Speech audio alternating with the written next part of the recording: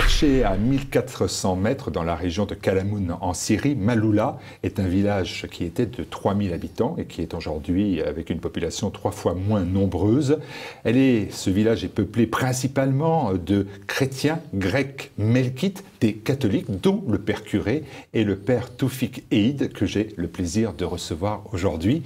Bonjour mon père. Bonjour. Merci dans la semaine que vous avez consacrée de conférences à la France, de venir sur le plateau de TV Liberté. Vous étiez déjà venu il y a 2 ans et demi de cela. Nous vous avions accueillis en février 2015, à peine 1 an après l'occupation et la destruction du village de Maaloula en Syrie par une branche du mouvement terroriste d'Al-Qaïda. Pouvez-vous rapidement nous rappeler les faits qui se sont déroulés entre, disons, septembre 2013 et avril 2014? C'est vrai. Voilà, alors on a eu l'attaque, la grande attaque le 7 septembre, on peut dire.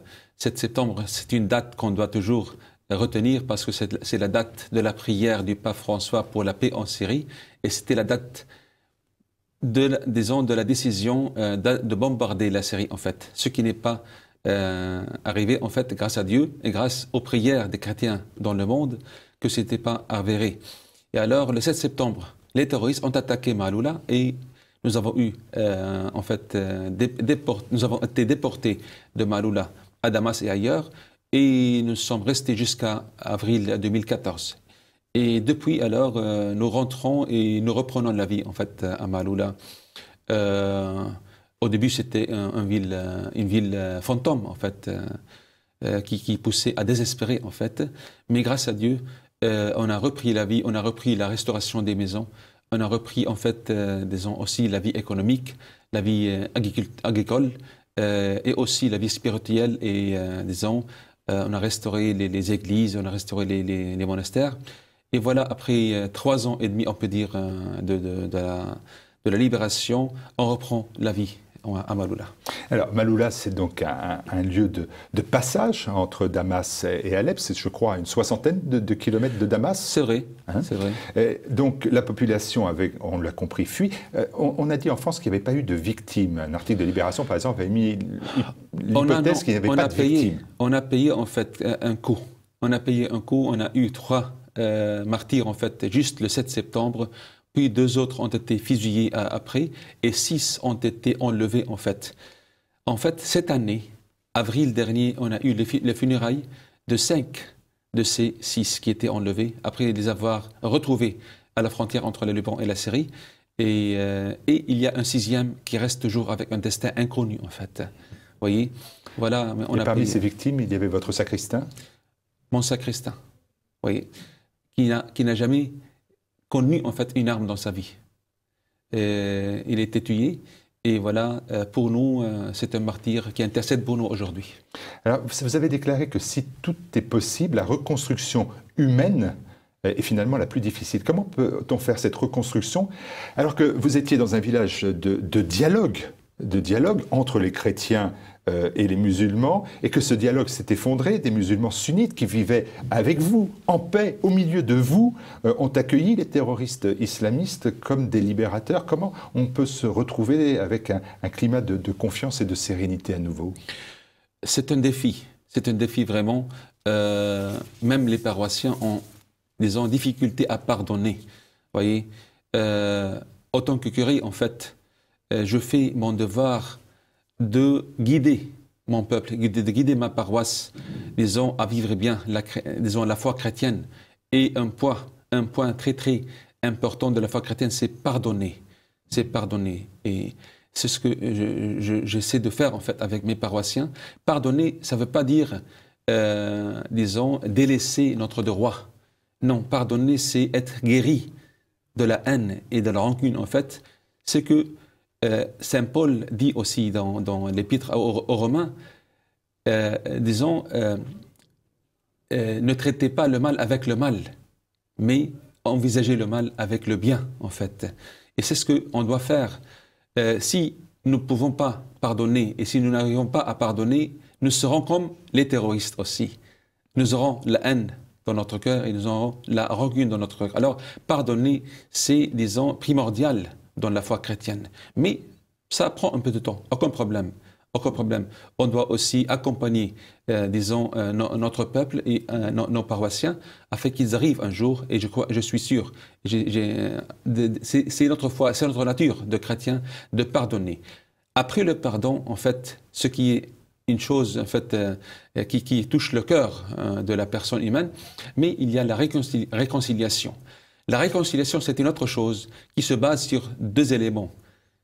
C'est vrai qu'on doit pardonner, mais il y a un autre élément qui doit précéder le pardon, c'est la reconnaissance de la faute.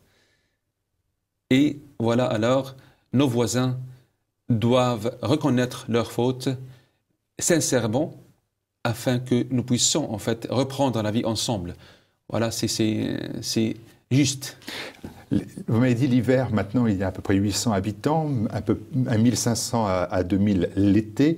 Est-ce que ce sont que des chrétiens qui sont venus ou est-ce que cette cohabitation s'est réinstallée? Il y a aussi des musulmans qui sont revenus à Maloula? Il y a une vingtaine de familles qui sont revenues. Il y a une vingtaine de familles en fait qui sont parmi nous aujourd'hui aussi.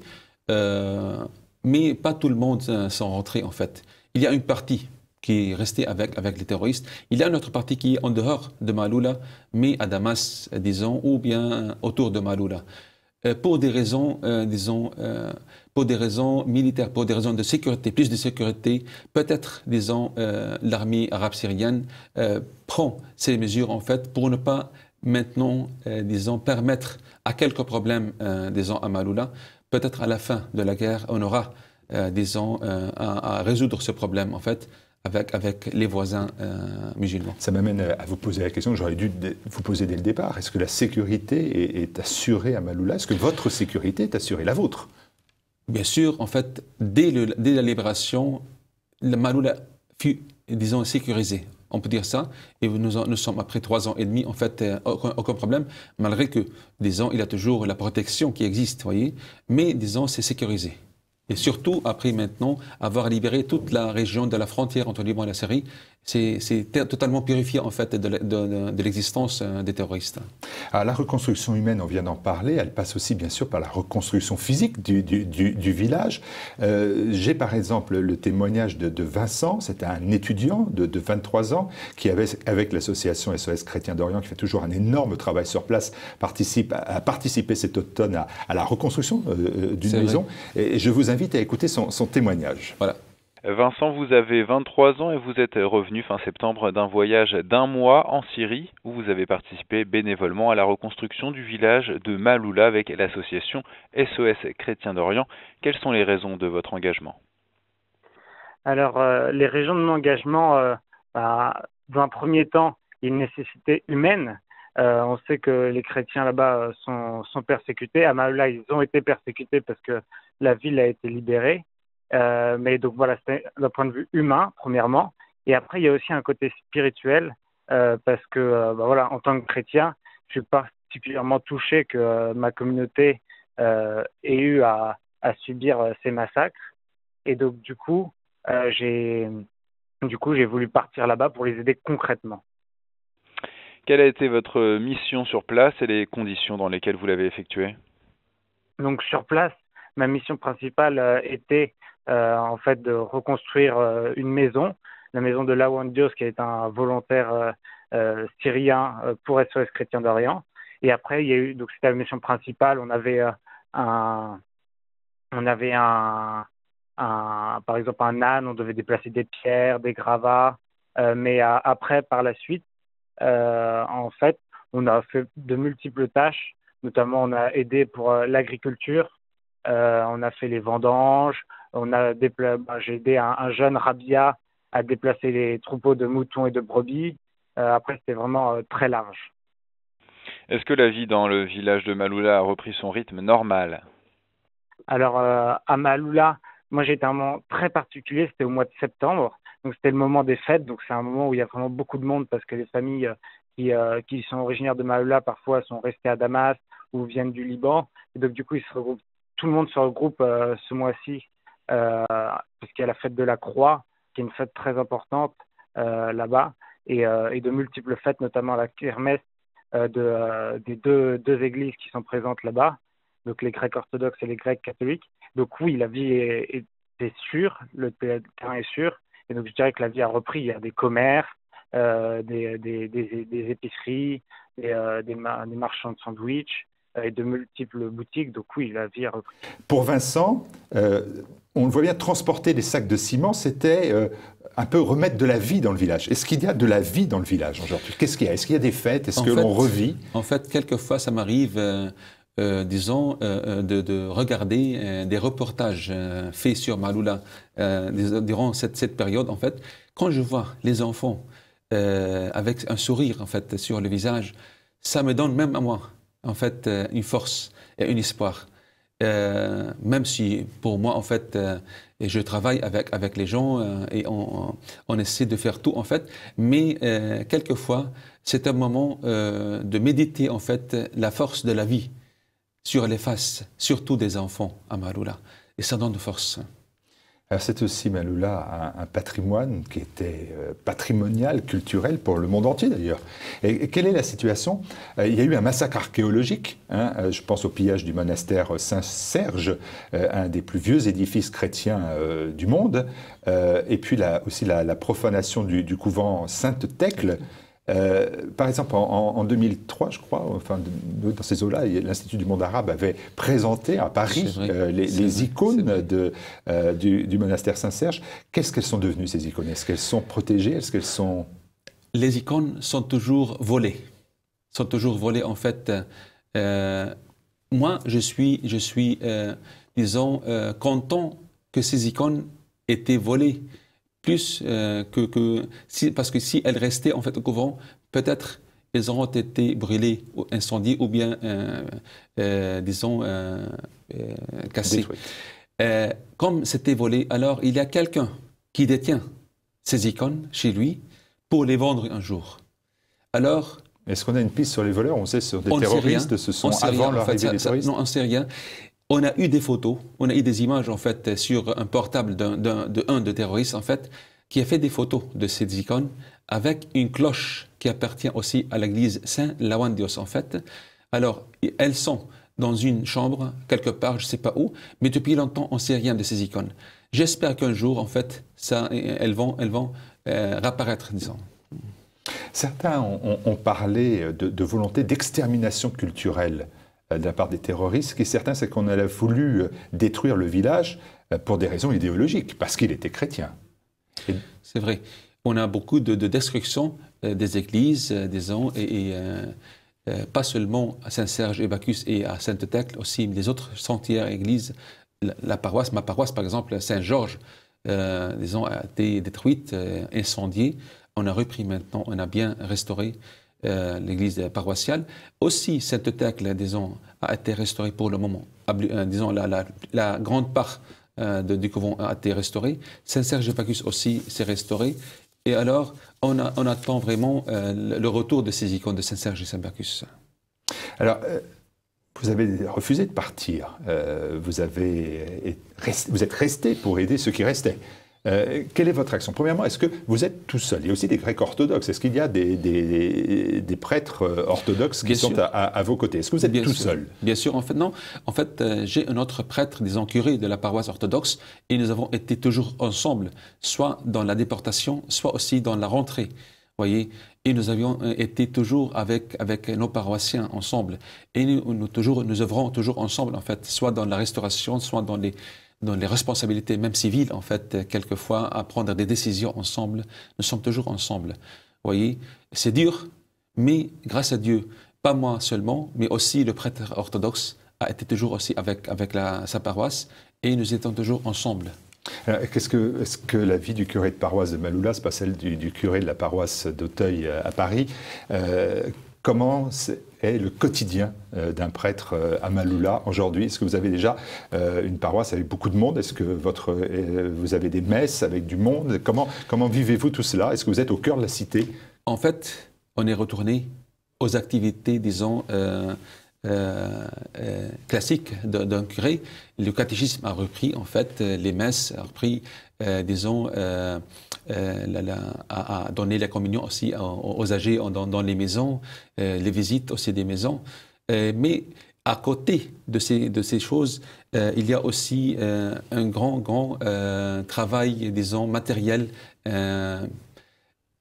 Je dois aussi être un manager, disons, de beaucoup de choses, en fait, surtout au plan de la restauration, au plan d'aider les gens dans leurs besoins matériels aussi. Vous voyez, comme Saint Jacques dit à un pauvre, on ne peut pas lui dire « Allez, que Dieu vous bénisse ». On doit lui donner à manger afin qu'il puisse sentir la présence de Dieu. Voyez. Alors c'est comme ça. Il y a un grand côté matériel, mais en même temps, on n'oublie pas, disons, la dimension spirituelle. Vous savez qu'en France, les prêtres catholiques restent dans leur paroisse quelques années, 3, 6, 9 ans au maximum. Vous êtes à Maloula depuis combien d'années? Y compris les années où vous avez dû fuir. Voilà, en fait, à Maloula, je suis depuis 18 ans, mais ce n'est pas toujours à la paroisse. J'ai été pour 12 ans, en fait, au monastère Saint-Serge et Saint-Bacchus, et ça fait 6 ans que je suis à la paroisse, depuis 2011, en fait. En général, même, je suis moine prêtre. Et en général, notre ordre essaie de ne pas laisser, en fait, un prêtre dans un endroit plus que 9 ans ou 12 ans, en fait, comme ça. Mais on ne sait pas. On ne sait pas selon les circonstances de chaque prêtre, en fait. En tant que curé de paroisse, il n'y a pas une durée limitée, ni minimum ni maximum, en fait. Ça dépend du supérieur général de notre ordre. C'est l'ordre basilien de Saint-Sauveur. Et à votre ordre, vous leur dites que vous avez besoin de rester à Maloula encore? Vous avez... Personnellement, je veux besoin. Moi, je dois servir où Dieu me veut, en fait. S'il y a besoin de moi, ça me fait d'honneur. Mais en fait, moi, je suis, disons, je suis prêt et disponible, en fait, à toute nomination où Dieu me veut, en fait. Ah, vous savez, vous êtes venu en France régulièrement, vous parlez un français remarquable, et je vous en remercie. Le sentiment religieux dans notre pays, il s'estompe, voire il s'affadit. Est-ce que l'épreuve qu'ont vécue vos villageois a renforcé leur foi? Ou est-ce que ça a semé le doute? Après tout, dans un village où l'on parle araméen encore, est-ce qu'il n'y a pas cette phrase « Eloi, Eloi, lama sabachthani » Pourquoi Dieu, tu m'as abandonné? Ne sont pas plus forts que Jésus, en fait. Lui, il a dit ça sur la croix, et les paroissiens ont dit ça aussi au début, en fait, de la déportation. Il reprochait au Seigneur, pourquoi tu nous as laissés, en fait. Mais après, en fait, ils ont découvert que Dieu n'a pas laissé son peuple, que Dieu, avec sa providence, il protégeait beaucoup le village, et pour cela, on n'a pas eu plus de dégâts qu'on a eu, en fait. Voyez, alors c'est pour cela, c'est grâce à la providence divine que nous avons été beaucoup épargnés, en fait, par beaucoup de choses. Et en plus, nous sommes rentrés, tandis que d'autres villages où c'est sécurisé déjà, mais les gens ne sont pas rentrés. Alors c'est une grande grâce, et c'est la providence divine qui est expérimentale par les paroissiens même. C'est eux qui me disent ça, pas moi seulement, en fait.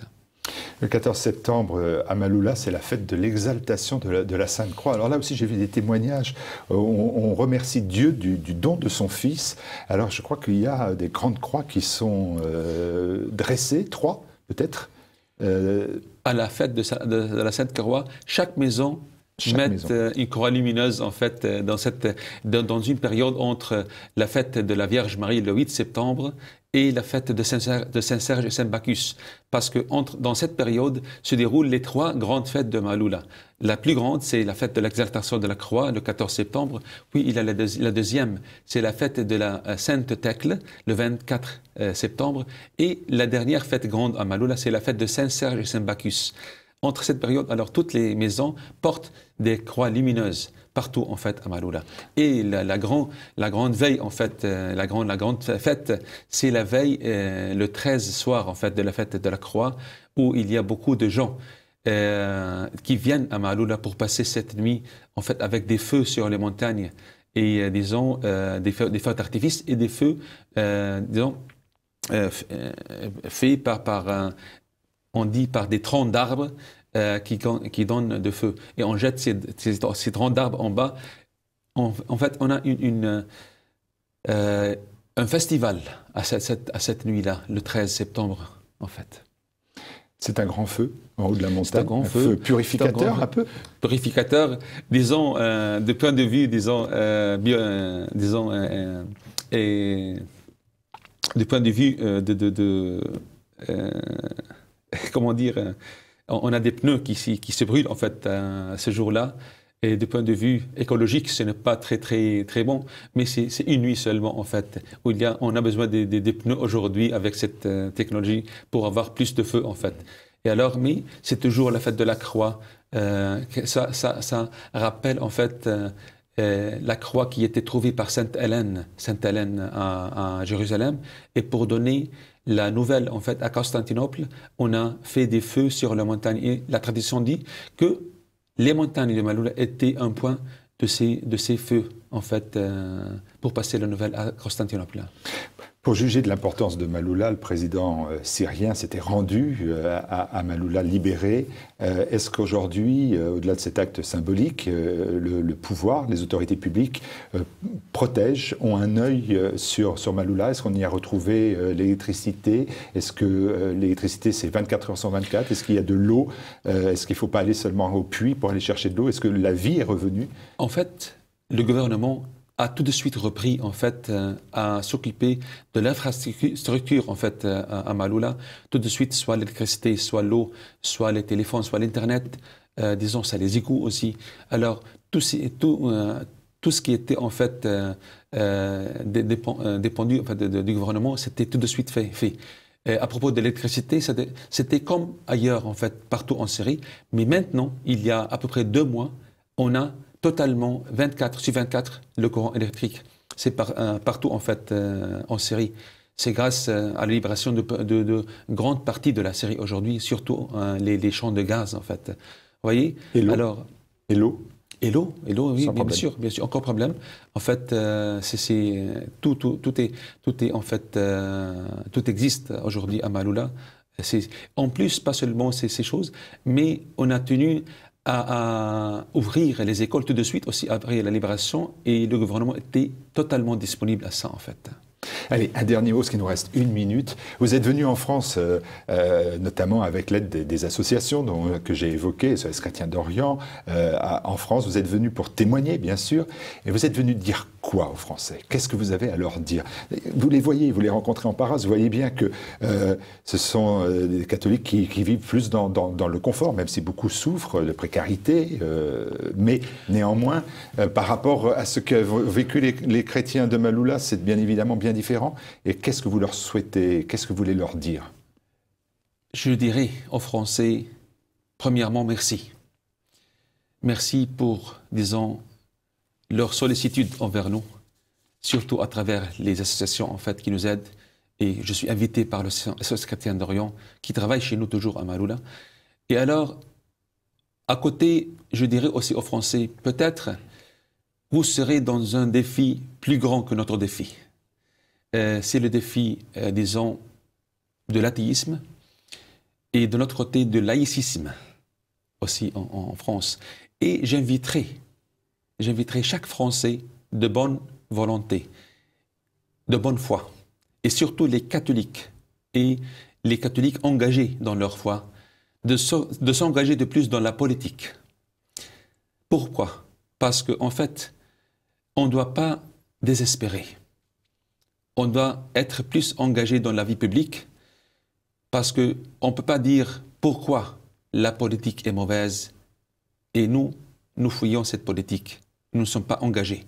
On doit s'engager de plus. J'invite, disons, les Français à s'engager de plus dans la politique afin qu'ils puissent prendre part à la décision politique de ce pays au nom de la France et ne laissez pas d'autres, en fait, de prendre la décision à votre place. Engagez-vous dans la politique et alors mettez de votre bonne volonté et de votre bonne vision dans cette politique de plus.